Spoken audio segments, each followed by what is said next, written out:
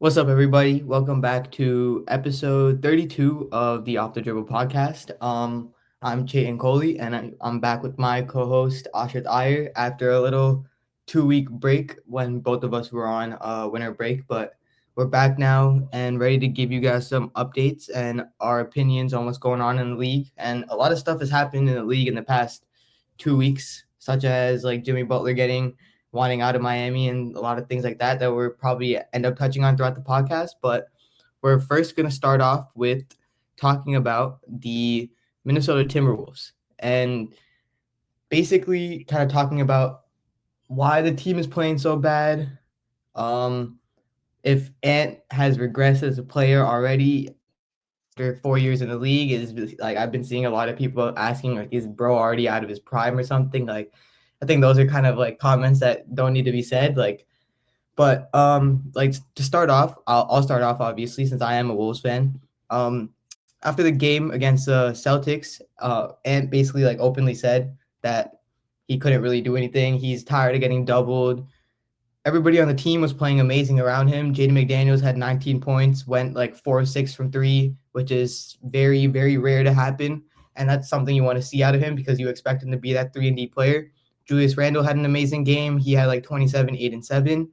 Um, Gobert had a double double that game as well. So the team around him, like they were putting things together, but he felt like the team didn't have a good game because he didn't perform well or he was getting double constantly. And he literally said in the post game conference, he was like, yeah, like I get like I'm supposed to make the right play out of a double and I'm supposed to pass the ball, but I'm 23 years old. That's not how I want to play.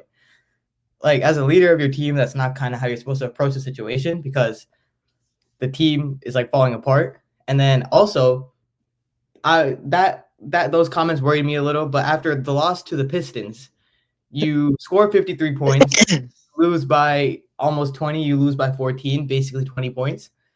So like with a loss like that, you're saying you want to score the ball more. You score the ball more. You don't. The rest of your team does bad, and then you're still losing. So I feel like you got to find that balance of being that playmaker and being that scorer. And I think that comes back to what you say all the time about that difference between Devin Booker and Anthony Edwards, which I'm so clearly much kind of like seeing a little bit now because D-Book wouldn't have a problem of being like, okay, like if I'm getting doubled every play, let me go out there and get 12 assists and help my team win. Or if he really needs to, he'd be like, all right, my team can't make a shot, let me go out there and drop 40. Ant's mindset is like, I need to be that primary scorer. So I feel like that's kind of where the downfall is. And there's a lot more that goes into it, such as I think that a lineup change needs to be made in the starting lineup. Definitely Mike Conley should not be starting at age 37 with the way he's playing. Bro is basically doing cardio on the court for 20 minutes a game. And it's not like Rob isn't being played in the lineup right now. He's injured, but I don't think even if he was healthy that he would get more than 10 to 15 minutes a game because Finch has been really stubborn this season. But I think if you play Rob at least 15, 20 minutes a game, that would do a lot for the team. But what do you think is the problem with the Wolves? Is it Ant's ability to not kind of want to play team basketball, or is it just a roster in itself? So I think a lot of the issues like revolve around Ant, right? Mm-hmm. So like I think when we were planning the podcast out today, I noted like three issues in order where I thought like, okay, this is where the Wolves are like struggling. One of them at the top was Ant. And then there's like the Randall Gobert fit and like the low post. And then Mm-hmm. there's like Chris Finch's like ideologies in general, Yeah. right? Where like as a coach, you should be like with this much talent, and like it's not like you guys are like an untalented team. Like this Yeah. is like the difference between Cat. Yeah, it's a very deep team. Like maybe Cat and Randall, there's a big gap in terms of like player, but like you guys like made up for that with like Rob and Dante, and like there's like a lot of talent on this team Mm-hmm. that can be put to use. So, but I think like it is like 90% of the reason, and like I think it starts off. I don't really find myself saying this pretty often, but I agree with Charles Barkley on a basketball take. And like like they always lament about like how like the league's gotten like too many like 3-point shooters. Like people are just chucking threes, chucking threes, chucking threes. Everyone's Yeah. trying to be Steph. Everyone's trying to be the Celtics, right? But Ant taking 3.5 to 4 more threes a game than usual is like it doesn't make any sense to me. Like in Yeah. the beginning of the season, I thought it would be to like if I shoot more threes and start making them at a higher clip, I can get to my looks at the rim. Yeah, exactly. And he's such a good player at the rim and in the mid range, as we saw last season, where he was significantly more efficient from two. I think he's shooting around 4 to 5 percentage points worse from two this season, while taking like 2 to 3 less shots. Like Yeah. he's like normally with less volume should come more efficiency, Hmm. but with Ant, like oddly enough, he's shooting much better from three this season, but he's shooting much worse from two. He's shooting worse from the free throw line, shooting less free throws. Like all in all, like he's not playing to the strength of the roster because I'll let Ant shoot like 20 times a game because he's not going to score 100 points on his own. Like we saw against the Pistons. Yeah. She's scored 53 points. Like the next best player is scoring like 15. Hmm. Like that's not going to win basketball games. So like I think when Ant learns that like okay, maybe I shouldn't be shooting this many threes a game and like maybe I should learn how to work off a double team because once they double him, he's flustered. He's passing the ball out to the top of the key. He's running back to the corner. He's standing there, like Hmm. he's just mad, and that comes with like I guess some sort of maturity. Like we brought Devin Booker before, but remember the scrimmage where they doubled Devin Booker in the corner, and Yeah. like he's like we're doubling in practice, bro. Like he like that like doubling like that like and learning how to work out double teams is that's what helps you get better in the league because it's not the last time man's going to be doubled. He's the best player on the team by a significant margin. 100%. So if he can learn how to work through those and like stop being such like a volume shooter and maybe like learn to like move the ball a little bit, then like the roster is going to be a lot. You're going to see a lot more out of Rando. You can see a lot more out of like um, Dante, all these other players that like are good enough but are only getting opportunities sparingly, like whenever Ant throws in the ball. Yeah. I think the biggest like thing, like apart, like obviously, like we know, like Ant, he's 23 years old, so like you got to give it time a little bit. But you, with how talented the roster is, you kind of want to see things take place as fast as it possibly can as a fan.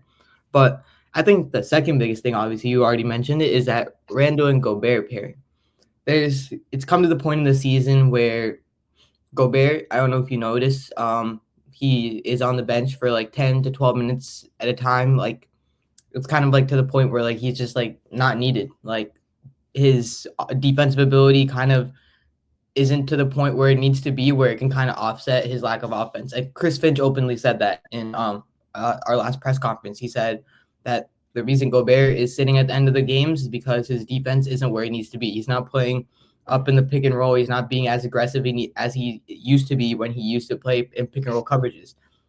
And a lot of that, in my opinion, is Jaden's overall performance. I feel like throughout the season, Jaden fully just lacked confidence because I think from the beginning of the season, after seeing his shots not fall, that took a toll on his defense. And there's a lot of defensive plays this season where I see like he's, in my opinion, he was a top like 3 screen navigator in the league. Like the past like 2 or 3 he could get around screens. He would get a hand into the face. He wouldn't let open jump shooters get to their spots pretty easily. But this season, like if a screen set, like it's a open mid range shot for the person coming off the screen, or it's a easy pass to the pick and roller because Gobert has to come up. So you can't put all the blame on Rudy for his pick and roll coverage, but at the same time, for how like smart of a player he is, for how talented of a defensive player that he is, and him being 7 foot two, like almost everything in the defensive category has gone down. And then you're playing alongside a very poor defender in itself again. Like you traded a bad defender for, in my opinion, I thought he would be a better defender, but Randall has been arguably a lot worse, especially off the ball. So that whole pairing isn't working. Leads you back to the problem that you don't have a true backup five that you could put in the game to help protect the rim. Nas, a great player. I love Nas, but he's not a starting center. And in my opinion, I don't think he's a starting power forward yet either. A lot of people in the Timberwolves comments say, "Oh, just bench Gobert, start Nas." Like I don't think people see like there's games where you don't where Nas scores like 5 points. That's the whole point of him coming off the bench is for him to play against the bench unit and be able to get the team back into a game or give you that spark off the bench. He can be in the starting lineup and give you like 20 points like every like 3 or 4 nights, but that's not what you need as from a starter. You need someone that's productive. And then the third point you made, Chris Finch being on the hot seat.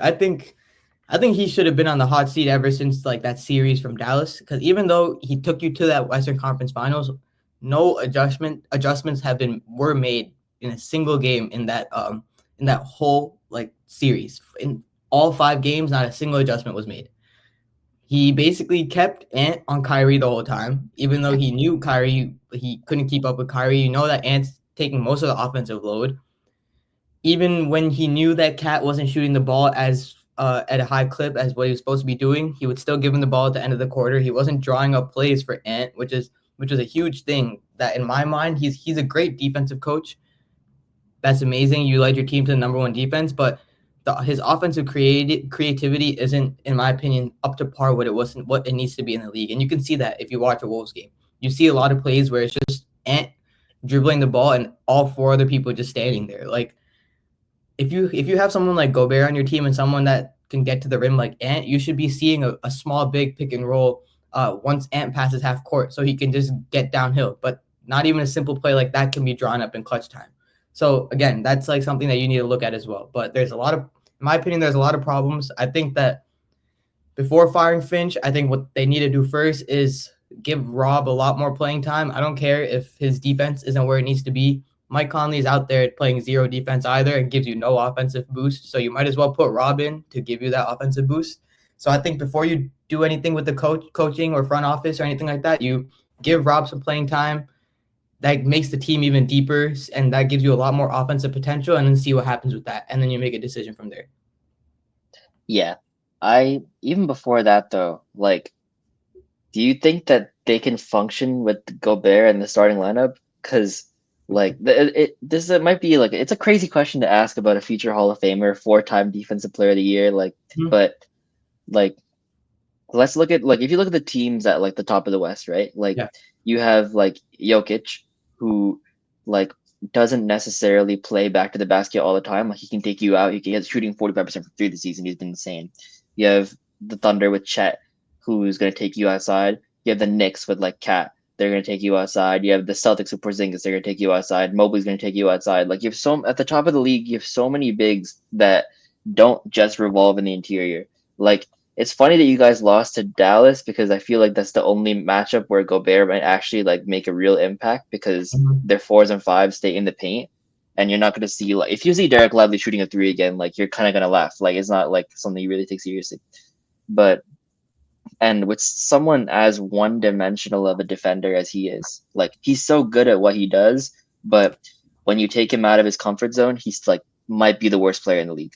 Like I feel like that differential is crazy. yeah, I feel like when it comes to like bigs taking him out on the perimeter, he does a decent job with that. Like I've seen him against like Mobley. Like yeah, there's like plays where like Mobley can get by him because Mobley is probably I don't know like 20, 30 pounds lighter than him, so he obviously has a faster first step. But when it comes to guards, that's like the issue. That's a more of an issue, especially like that pick and roll with like bigger guards, the bigger bigs that can like shoot the ball. Especially if you're having a pick and roll between like Shea and Chet, something like that is completely outside of Gobert's comfort zone because not only does he have to stay out on the perimeter for Chet, there's a possibility he's gonna get switched off of Chet to be on a Shea.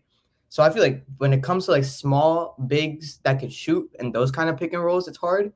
But I feel like guarding bigs one on one, unless in my opinion, unless they're at the caliber of like a Jokic or like an Embiid or a Cat, like you've seen him get cooked by all 3 of those players like multiple times. But I feel like Chet, I feel like this season there's been a lot of progression in this game, especially offensively. I like because last year when Chet played Gobert played pretty good defense on him, especially in that mid range area as well. But I feel like this year Gobert's defense has regressed a lot, and Chet's offense has been a lot better. So that Chet would probably win that matchup as well. But a player like a Mobley and like a even Porzingis, Gobert does pretty good, but it's more of like those dominant, like you said, like the Cats, the Jokic's, the Embiid. If you have to meet them, and like if any point if it ever happens, you have to meet them, something like that. So it's more of like those big dominant like shooting bigs that like But it's worry you. not just about Gobert in the perimeter, right? Because like we're talking about, let's say Gobert has to go guard out at the 5, right? Let's say he has to go guard Mobley out in the perimeter, Porzingis out in the Mhm. perimeter, right? He's gonna be outside the paint. Yeah, Now you have a decision to make if you're Chris Finch, right? Either you like put Gobert on the worst 3-point shooter, which is probably gonna be like, I don't know. On the Celtics, it's no one. But like let's say you put him on like the worst 3-point shooter, so you can roam around the paint. Mhm. Then you're playing 4-on-5. They can pass you out of the situation. Or you take Gobert out of the paint and put him on the 5-man as a good 3-point shooter. Then he's out of the paint, and then he's like worthless essentially too. Because True. like you don't have like you have Julius Randle. Like in previous years, like Cat is a terrible defender, but he's a bigger body that you can put in the paint. Someone like you can switch off of Yeah, that and seeing guarded that, Jokic. yeah, and seeing that size, like even though like he's not a good defender, seeing someone that's 250 pounds in the paint, you're gonna be like, that's gonna give you more hesitation as compared to seeing Randall in the paint. So I get where you're coming from in that sense. Yeah, So it's more like I'm not even saying like you bench Gobert because of how bad he's been, and he hasn't been good this season. But it's more like the I way feel your like team is stru- at that point, if we're thinking of it like that, you might as well start Reed instead of Randall. Gives you Yeah, a, I think Nas can be all right. He might not give you 20 points in the starting lineup. Gives you a solid 15, 16, but in a lot bigger body than Julius and someone that can kind of play that cat role as well. But it's a very diminished version of that cat role. But again, like NBA politics, you're never going to see Julius Randle, a three-time NBA All-Star, someone making $30 million. You're never going to see someone coming off the bench like that. I mean we can pivot to a different team, I guess. But you're gonna see someone who's fifth making $50 million a year coming off the bench today. I So mean, Chris Finch openly said after the Pistons loss, he was like, if I thought that a starting lineup change would drastically change our season, I would have done it already. Which means that he in absolutely no way in his mind does he thinks changing the starting lineup will do anything. Which, bro, like that makes no sense. You have so much. You have literally 8 guys on a roster that could start on any team in the league, and you're 18-18 going into game 37, and you're still have the stubbornness to not even make a single change to the starting lineup, which is crazy to me. yeah, but I don't know. I mean, I think you guys are like one of the biggest contenders to make a move at the deadline. I'd be really shocked if like someone as aggressive as Tim Connolly is, like he doesn't make a move because He better. he has to. I mean, he has no choice, It's either and the move either has to be it's getting got to rid of, involve Randall. it has to involve Randall, or I think it. See, my whole thing is, well, we've already been talking about the Wolves for like 12 minutes, so we'll move on after this. But a lot of the problems would be masked, or we wouldn't be talking about them if Jaden could hit 37, 38% from three. He You can't do think that. so? I very much think so.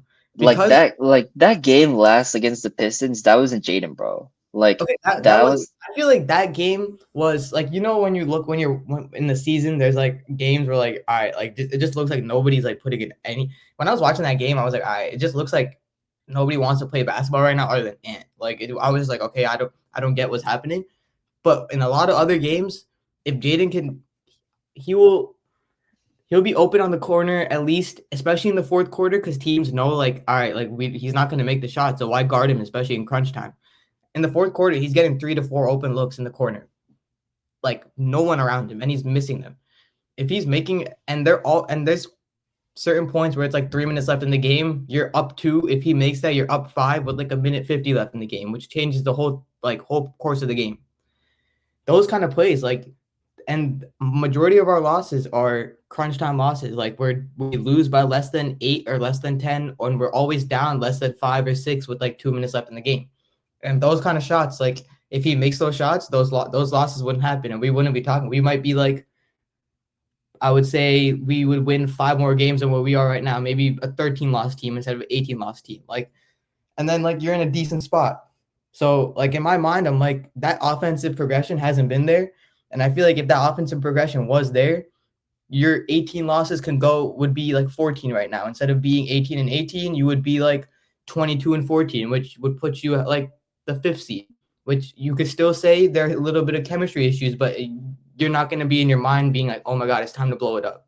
So I feel like a lot of the blame has to go on Jaden too, because you're making $112 million over 5 years. You're supposed to be one of the best defenders in the league. You're not even close to a top 10 defender this year, and your offensive production became a lot worse since you were a rookie in the league, not even from last year. So that's where my thought is. True. I mean, we'll have to see. Yeah. I guess like we'll see what moves you guys make at the deadline. But I mean, yeah. I mean, coming from a fan like yourself, I can see why it's not good. And then moving on to opposite spectrum in the West, the number one team that is on a 14 game winning streak, 15. 15 game winning streak, the Oklahoma City Thunder. So to start it off about the Thunder, just talk briefly about the Celtics game that happened previously, since that was a pretty big game. Two of the top three teams in the NBA. So how did you feel about the way the Thunder played and that they ultimately came out with the victory? You could draw a lot of parallels between that game and the Knicks game. So Mhm. I guess I can talk about both, but like you can see we're gassed, like first of all. It's Your been a you guys' crazy schedule's been pretty tough. it's been a crazy stretch this past like week. And it's only gonna get worse for the next week on. So we had we had y'all Mhm. last week, and That was a then we good had that was a great game. And then I'm forgetting who we played right after, but we had the Knicks right after that. And that game was probably the game of the year, like one of the contenders for the game of the year. Like game. Easily. we have we start off going down in the first half, just like we did against you guys. Like we're pretty much down like by like 6 or 7 points the whole night. Like Cat's getting whatever he wants at the rim. He ended the game with 22 rebounds. Like OG and Mikhail. The Mikhail forgot how to play basketball narrative ended so fast. That man has So been fast. solid. That man has been solid. He's Yeah. playing good defense. He's hitting his threes. Like his jump shot looks whack, but like who cares? It's going in. And like we ended up going down by I think 11 midway through the third quarter, and we're having to claw our way back, right? Mhm. And then like it's been the story of the season, bro, because we have an MVP candidate on our team who's just been taking us to wins, but we wouldn't be 30-5 if it was just him. And Aaron Wiggins has the quarter of his life in the fourth quarter. He goes 17 points. He was 5 for 5 from the field, 4 for 4 from three. 4 from And 3, bro. It's crazy. dude, every shot he took, it was like it's gonna go in. And Yeah. every single time it was a backbreaker. And it's key contributions like that that differentiate us, I think, from like the next best team in the West. Like Mhm. Shea had 33 that game, but like Mark called it one of his best games because he knew when to defer. Like Yep.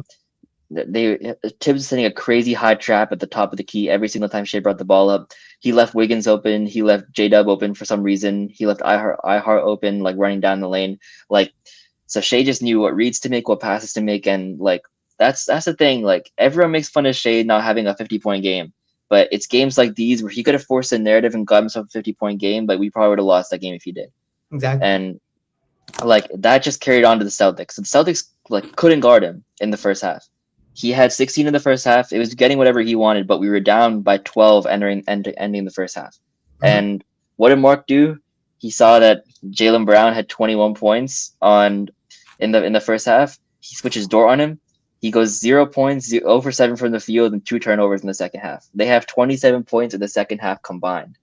And it's things like that where like I think Kenny Beecham, who I guess I take a lot of inspiration from, but like he brought it up where like we just have like a quarter per game where like we go ballistic. Against y'all it was the third quarter. Against the Knicks and the Celtics it was the fourth quarter, where like we just turn the screws and we You find out guys, how to play basketball again. you guys outscored us by like 20 in the third quarter. Some crazy Yes, thing like we outscored y'all, but it was I think it was 42-20 in the third quarter. which is crazy. Yesterday it was 27-12 against the Celtics in the fourth quarter. And dude, Like holding the Celtics at 27 points and a half is insane work, because that is probably one of the best offensive teams in the league. Like, and they were fully healthy that game as well. yeah. They had KP, they had Jaylen Brown, they had Tatum, Derek White and Drew Holiday both played. Like, And we were missing Chet, obviously. We were missing like Caruso. I was really telling one of my friends this. I was like, the Thunder are like, in my opinion, like I don't see a team that is beating them in a 7-game series with who's playing right now. And then you're doing all of this without Chet, which is like, it's crazy. Let alone Chet, bro. Because we're doing it with Caruso too, who is Yeah. I think our best guard defender, which is Mhm. crazy because Ludor exists on our team.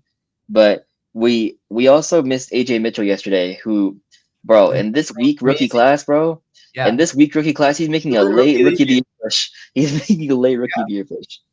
So I don't know. It's by far the best team I've ever been a fan of, like of any sport, I think, and it's been good.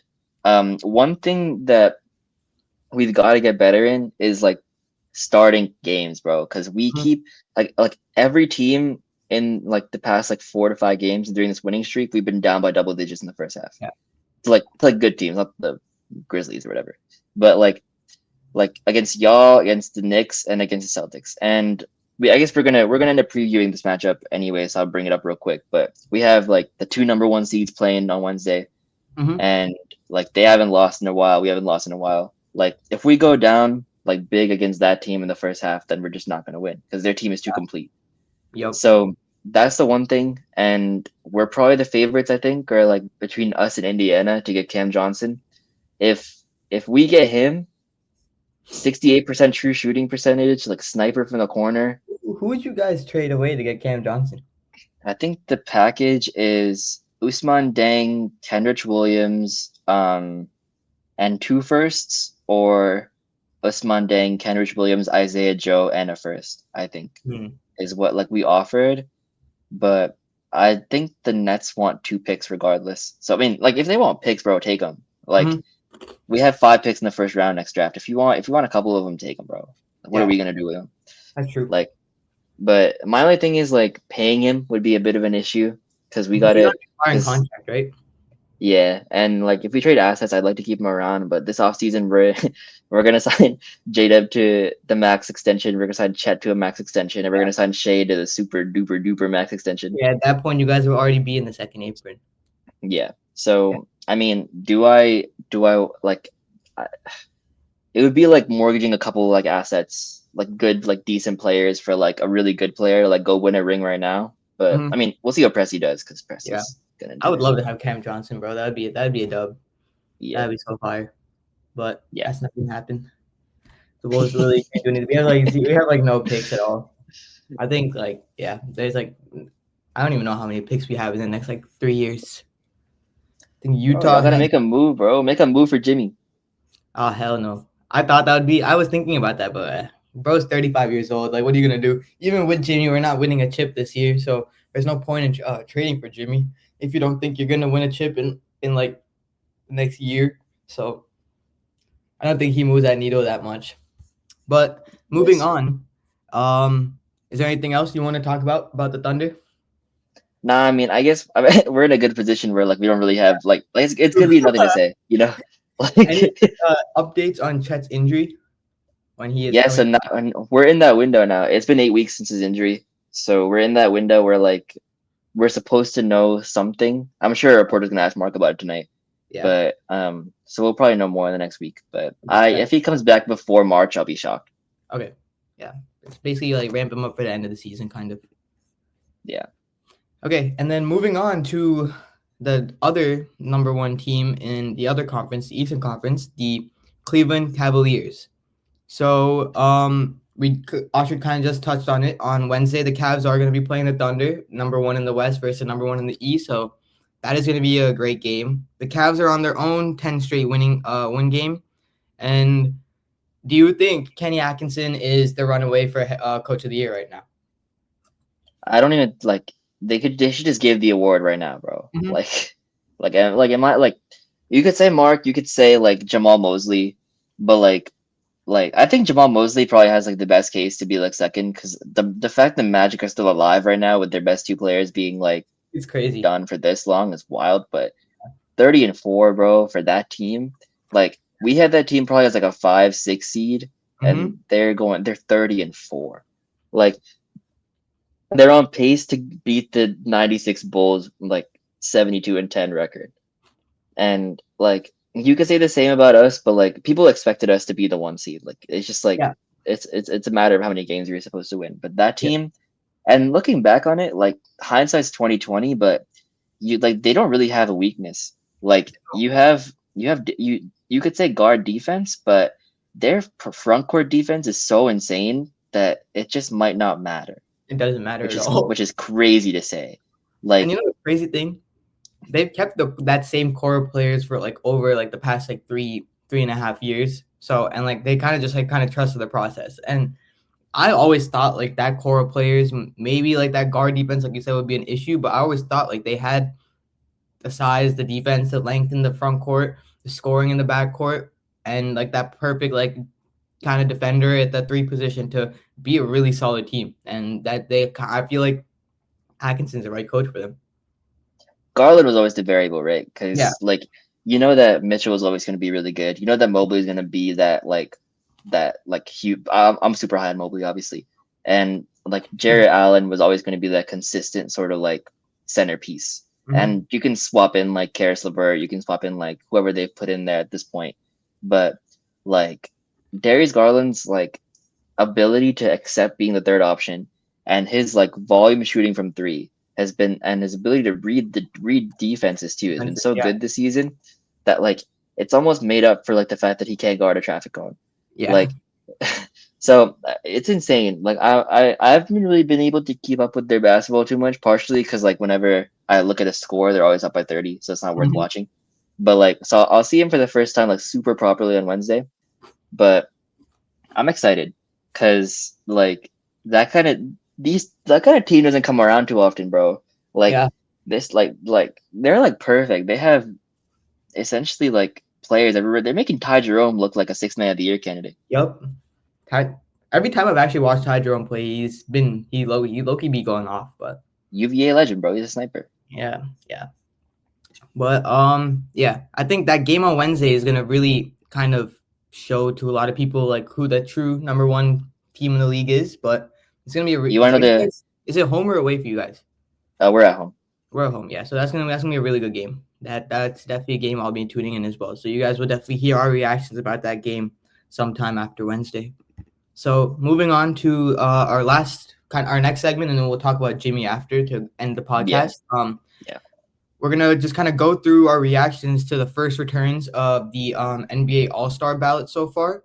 So, Aashrith, anything in the Western Conference front court that stands out to you? You think anybody should be higher? If anybody shouldn't be on the list? It's interesting. I mean, the bias is obviously gonna say J-Dub should be higher, but like I Yeah, think it's fine. Like uh, I think Wemby should be like two, bro. I'm not gonna yeah. lie. Wemby's Like been playing really good. like it's when I think realistically, if we're like not accounting for Braun bias, which is he's obviously gonna start, like Jokic, AD, and Wemby should be that starting front court, in my Mhm. opinion. Yeah, Like, 100%. bro, we were talking about how like Wemby like didn't start the season off that strong. Like maybe he isn't living up to the hype, whatever. Bro, that guy is crazy, bro. He's so But good, bro. he's top. Is it too far to say he's top 10 already? Because like I think he's top 15, 100%. Top 10, we can make that discussion at the end of the season, I think. your Wemby over AD take is starting to age. It's starting. Yeah, It's it's starting to age. it's In the beginning of the season, it wasn't it was looking too rough. good. It was Now rough. it's looking pretty good. Yeah, now it's looking pretty nice. I'm not gonna lie. Yeah. Like I still take AD, but wow, bro. Like he like the type of tear he's on right now. Like He's getting he's better taking every logo game, threes, bro. He's getting better every game. and it's like he's doing the little things finally well too.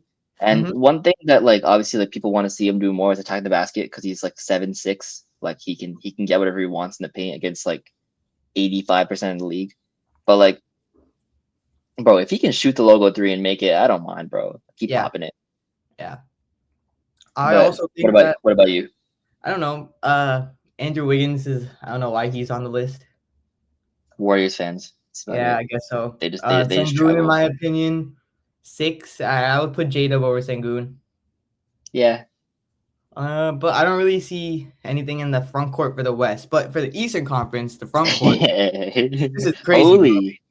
So first of all, let's just get this out of the way. Why is Paul George on the list?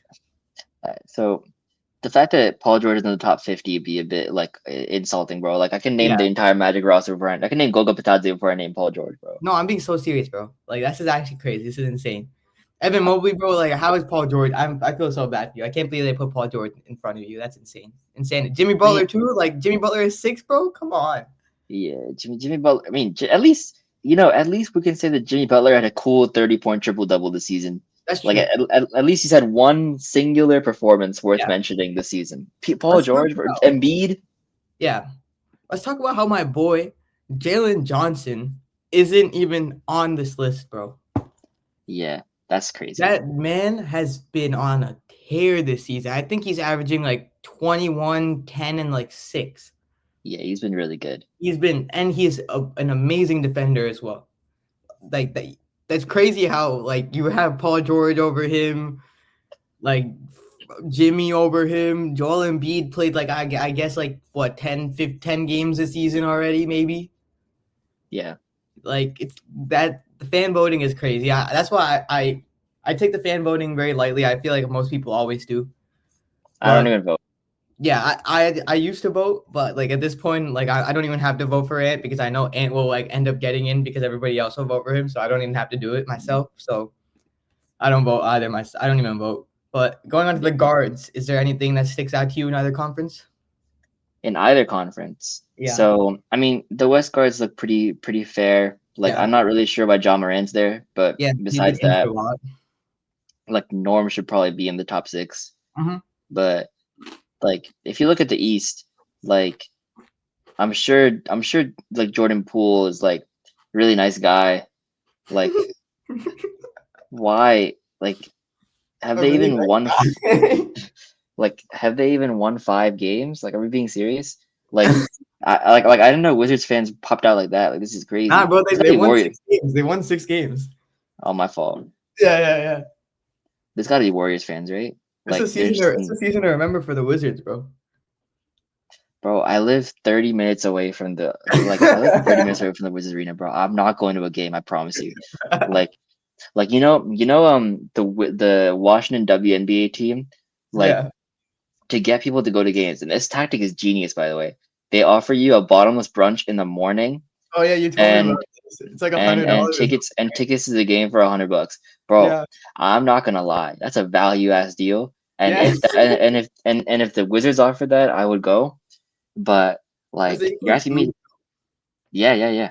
Yo, that's fire, dude. Like if like you have to watch a WNBA, at least you're drunk doing it. I'm not gonna go to the game.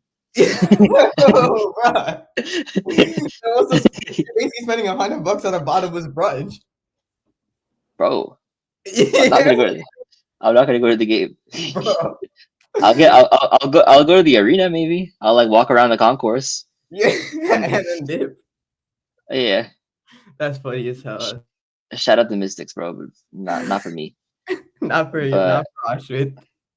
um but yeah, I mean like at the end of the day, like the starters, like they probably got him like pretty close. Like Luca's not gonna be able to like start the game, so it's probably gonna be Shea and Steph, which is probably accurate. Mhm. Like Jokic, LeBron, KD.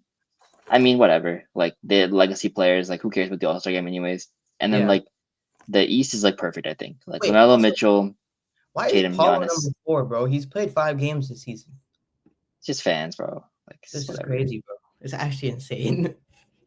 Like the entire like 4 through 10 for the East makes no sense. Like, what are you watching to like put Paulo at 4? Yeah, That's like if he was playing, like I would get it. Like, yeah, number 4 is great, but wow. yeah. Let's touch on Jimmy real quick before we end the Yeah, podcast because yeah. my God, bro, what a crash out. He basically said that he has no joy in playing in Miami after getting blown out by the Pacers. You saw pregame, bro did not care about playing the basketball game. During the game, you saw him take some. I saw him take like a one-legged three, like a sidestep one-legged three in the middle of the game. And at that point, I was like, yeah, this dude does not wanna be on this team. And then I feel like, bro, like every team he's on, you the way he handles the situations are so bad. Like Yeah, you've seen other players handle it so much better. You know that they're upset. Like for example, Dame. You know Dame was upset in Portland. Like he didn't handle like Jimmy did. Like he kind of handled it internally and he got his way out. Like Jimmy like has to make everything public, which is my problem with it. Even though my opinion on it doesn't matter because bro doesn't know me and neither I have no effect on the NBA whatsoever. But um, I feel like also you could blame the Heat a little bit because he's done a lot for the organization. Even though he didn't win them a chip, with the rosters that they put around him, taking them to 2 finals is pretty impressive. I think he took them to 3 Eastern Conference finals, correct?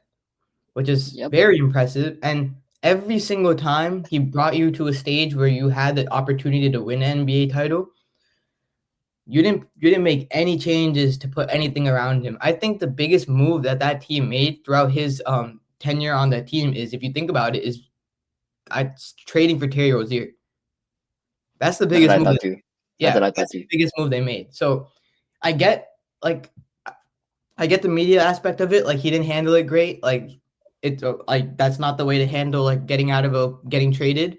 But I also understand where he's coming from. Like, you've been there for 5-6 years. You've done so much for the organization. You've tried your best.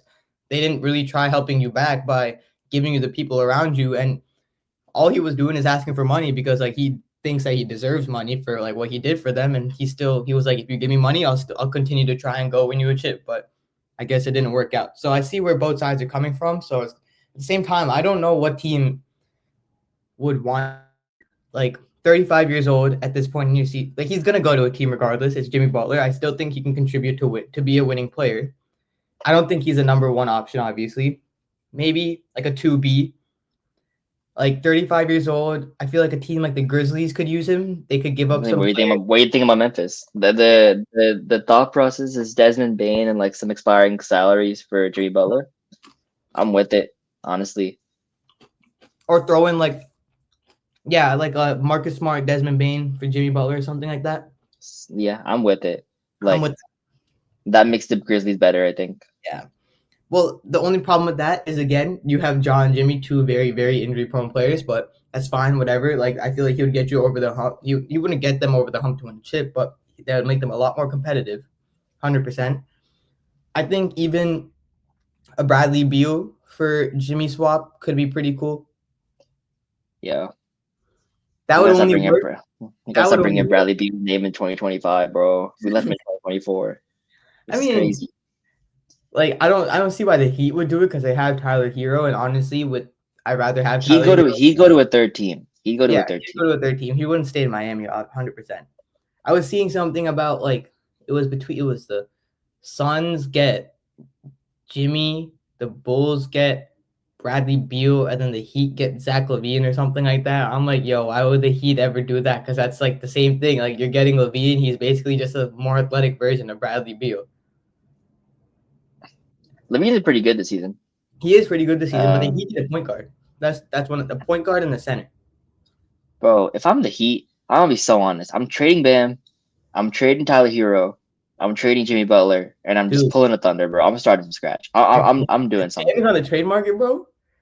Bam and Ant, bro. Oh my god. bro. Someone's gonna. That's what I'm saying, bro. Like Bam's they're career is poor. being wasted. I'm not gonna lie to you.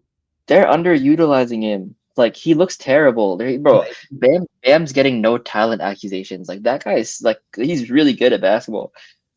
If he was on the trade market, it would be all hell loose in the NBA, bro. Every team would be trying to go after him, I would think. Like Because you could slot him in at the 4 if you have a really good shooting like center as well. Like, if you really needed to, you could slot him in at the 4. I think the only reason the Heat wouldn't do it is because we have their pick in 2026 if they don't make the playoffs this season. Ah, So I don't know if they would start a rebuild until they have their picks. yeah. But like, still, bro, like, you get rid of him. Like let especially Hero, bro, free that guy. Like Mm-hmm. that guy's gone through like 7 years of trade accusations. Like get him a home. Like get it like let him buy a house. He probably rents apartments right now 'cause he's so scared of being traded. Like, It's crazy to let think him about go, that a player like Tyler Hero has been in the league for 7 years. bro. But But what yeah, do you call it? I I think don't know. the Memphis, or maybe the Suns, if you do a Bradley Beal for Jimmy swap and then Bradley Beal ends up somewhere else. I don't really see where. I feel like Jimmy said he's open to play anywhere, right? Yeah, ship him to Washington. Get Kuzma out of it. Dude, imagine Kuzma in Miami, bro. He would not Send be send playing, this. not play basketball. Bro, at this point, you think Kuzma probably happy to go to Detroit? Yeah, facts. Kuzma would be happy to go anywhere, bro. As long as he's in the league making his 20 mil, that's all he needs. That's what I'm saying. Dude, he's like another Tobias Harris, bro. Just a bag stealer. Oh my god. How much does Kuzma make a year? Like 20 mil, 25 mil? At least Wow. How? What does he even professional do? bat I haven't professional heard bat chaser, bro. I expect it. I haven't heard of him like at all this season except for him airballing in the preseason. He had a nasty crossover for the airball though. The It was thing is, he nice. airballed, so no one's gonna talk about the crossover.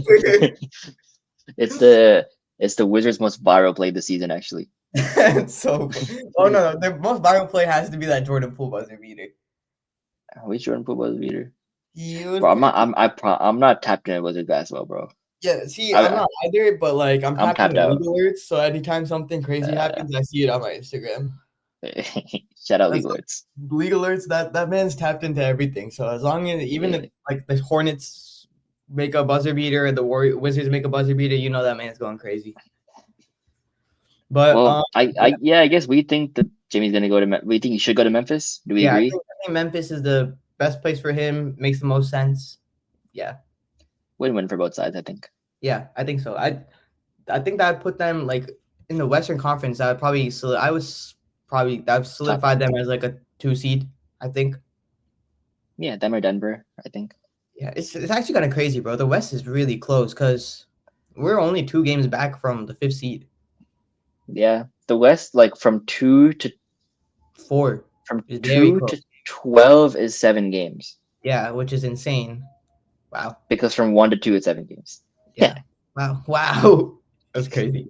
That's insane. That's a lot. No, yeah, no one's catching you guys, 100%. Because you just know like the more the season goes, like it's gonna keep getting more competitive down the. I think the race for 3 to 6 is gonna be crazy. It's gonna be even more crazier than last. That 1 seed race last year was pretty crazy. So it came down to like the Yeah, last game of the season. yeah, it was like dummy amount of tiebreakers that like actually like solidified it. But I Yeah, think obviously we once you guys get it going, once like Luca gets it going, and he once comes Luka back from comes his back, injury, yeah, it's gonna be like Kyrie's also y'all. gonna be out for 2 weeks, so the Mavs are gonna fall even lower. So they're gonna Yeah, have it's some work me. to do when Kyrie and Luka come back.